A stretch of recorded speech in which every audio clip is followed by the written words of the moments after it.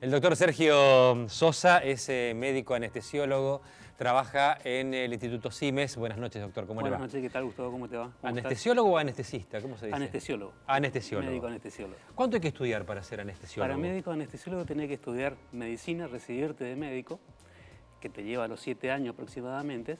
Después estudias, hacer la residencia en anestesiología, que también es un periodo de 4 años.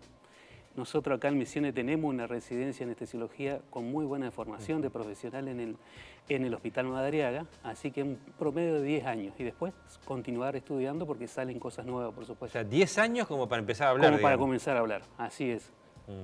Así que A ver, bueno. conozco mucha gente, me incluyo por Ajá. ahí, ¿no? Conozco mucha gente que por ahí no le tiene tanto miedo a una cirugía como la anestesia. O sea, la anestesia es el gran cuco de muchísima gente, ¿no? Sí, ¿Por qué cree que es esto? yo creo que más bien es un mito, una cosa que quedó, pero ahora hay que ir a quirófano mucho más tranquilo.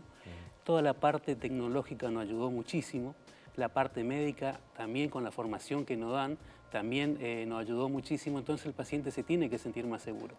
Yo creo que fue evolucionando y ahora sí podemos dar una mejor calidad de atención médica anestesiológica. Imagino la tremenda responsabilidad de su trabajo. Sí. Usted va a dormir a un paciente, Ajá. tiene que asegurarse que el paciente despierte, nada menos. Uno lo pone en términos muy básicos, pero básicamente es eso. O sea. Sí. En una anestesia general se lo duerme al paciente, tenemos que hacer un control de toda la parte cardiovascular del paciente, la parte respiratoria, la parte renal, la hidratación, la parte neurológica, controlar durante todo el intraoperatorio.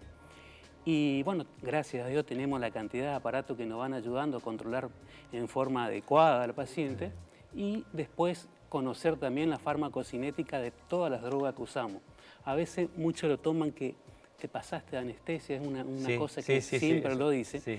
Y cuando uno hace una anestesia general, siempre comento que usa aproximadamente 10, 12 drogas, no es un medicamento que produce. ¿10 o 12? 12 drogas que usamos.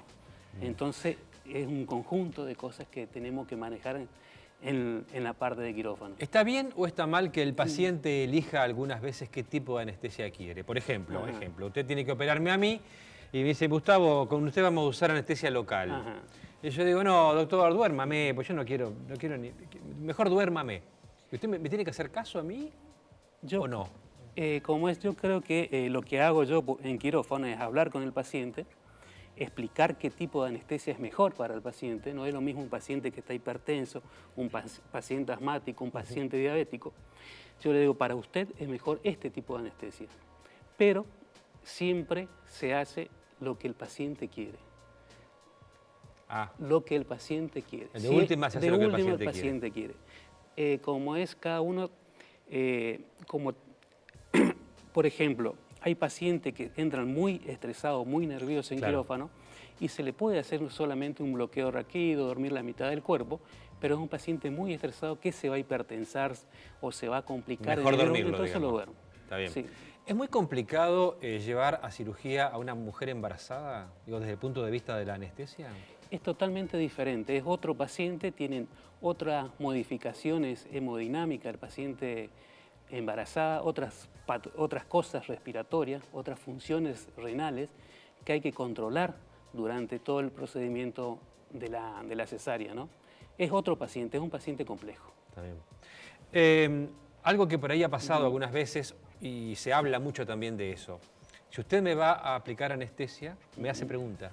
Sí. Si tomo algún ansiolítico, si tomo algún medicamento. Y yo le digo lo que me acuerdo o le digo lo que quiero. O porque por ahí no me acuerdo o porque por ahí no tengo ganas de contarle a usted si tomo tal o cual cosa.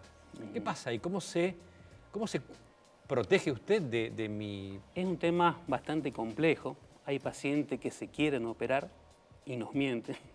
Nos mienten realmente. Es bastante común eso, ¿no? Ocurre. Es común paciente que nosotros necesitamos un ayuno aproximadamente de 8 horas y viene el paciente y nos dice, no, como es, no comí nada, no tomé nada, estoy en ayuno.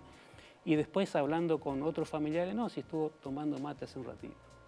Y a veces se pone un poquito complejo y ahí explicamos las complicaciones que puede tener el paciente, por qué no hizo el ayuno, que puede broncoaspirarse o tener otras complicaciones mucho más complejas, por eso pedimos el ayuno. pero a veces nos encontramos que hay pacientes que nos mienten o toman alguna droga específica, que son hipertensos, asmáticos, y no nos refieren. ¿Ahora eso puede terminar mal o no, doctor? Puede terminar mal. Puede terminar mal y podemos tener complicaciones intraoperatorias, por lo que nos cuesta manejarlo en el intraoperatorio ese paciente. Y ahí nos damos cuenta que el paciente ya era hipertenso y nos mintió, pero estamos sufriendo durante todo el procedimiento quirúrgico con hipertensión, tratando la hipertensión, tratando las arritmias cardíacas que no causan, o otras cosas que nos encontramos dentro del quirófano. Le podés mentir al psicólogo, le podés mentir al cura que le está confesando, pero no le mientas al anestesiólogo, digamos. Sí, pero ocurre, lamentablemente ocurre.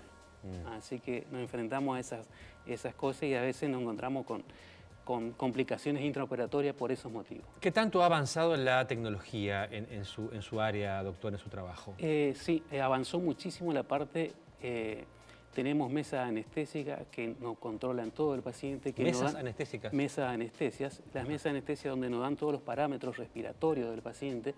Entonces tenemos la capacidad de diferenciar un paciente asmático, cómo respirarlo, cómo hacerle respirar a un paciente obeso, que son otras características.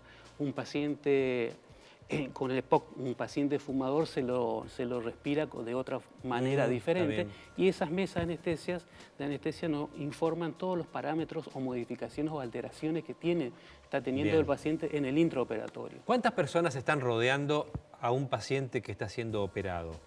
Más o menos, obviamente, sí, calculo que depende. Habitualmente está el anestesiólogo, está el cirujano, el ayudante de cirugía, la instrumentadora y el enfermero dentro del quirófano. El enfermero dentro del quirófano es sumamente importante. A nosotros nos da la mano muchísimas veces. Dependemos de ellos y trabajamos en conjunto. Bueno. La verdad que está bueno. Hay tantos mitos sobre el tema de la anestesia, ¿no? Sí. Quizá por eso le tenemos tanto miedo, porque, bueno, en realidad uno no quiere dormirse. Sí, yo creo que las estadísticas de las complicaciones disminuyeron muchísimas. Bien. Ahora prácticamente hay pocas complicaciones.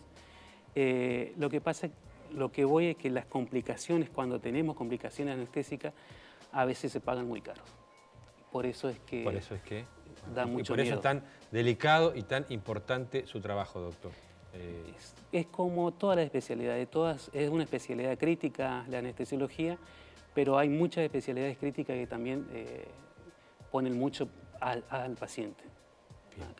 Doctor, gracias por haber venido, un placer. No, muchísimas gracias. Y le quiero agradecer también al Instituto Simes, que cada tanto nos manda profesionales para que, bueno, vayamos charlando, y la gente nos pide muchísimo que los convoquemos a ustedes, así que está bueno. Muchísimas gracias a vos, Gustavo. Bueno, un placer. Gracias. Y mucho, para cualquier cosita estamos presentes. Gracias. Vamos a una pequeña pausa. No te vayas porque lo que viene es, sin dudas, muy interesante. Yo no sé si alguna vez escuchaste hablar de gente que hace restauraciones de objetos antiguos, de arqueología, de vestigios jesuíticos, como en este caso vamos a conocer a una mujer que se dedica a restaurar objetos que la historia nos ha legado.